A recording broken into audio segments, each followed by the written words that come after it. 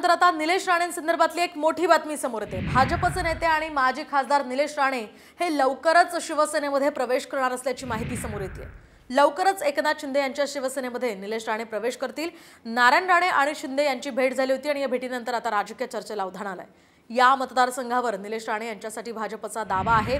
मात्र जागा वाटपामध्ये कुडाळ विधानसभा मतदारसंघ हा एकनाथ शिंदे यांच्या शिवसेनेच्या वाट्याला जाण्याची शक्यता आहे आणि त्यामुळे निलेश राणे हे शिवसेनेमध्ये आता प्रवेश करून निवडणूक लढवण्याची शक्यता वर्तवली जाते। तर शिवसेना प्रवेशासंदर्भात खात्रीलायक सूत्रांनी ही साम टीव्हीला माहिती दिली आहे। निलेशजींनी असा जर निर्णय घेतला तर आमची पूर्ण ताकद महायुती म्हणून आम्ही त्यांच्या मागे उभी करू, परंतु हा निर्णय राणेसाहेब, एकनाथ शिंदेसाहेब आणि देवेंद्रजींनी घ्यायचा आहे। निलेश राणेंच्या मागे शिवसेनेची ताकद उभी करण्याची जबाबदारी आमच्या कोकणातल्या सगळ्या शिवसैनिकांची आहे। याचा अर्थ भाजपने त्यांच्या ढुंगणावर लात मारलीच आहे। त्यामुळे सगळ्या पक्षाचा प्रवास करणं हा नारायण राणेंसारख्या बेईमान आणि गद्दार माणसाचं ते धर्म होऊन बसलेला आहे।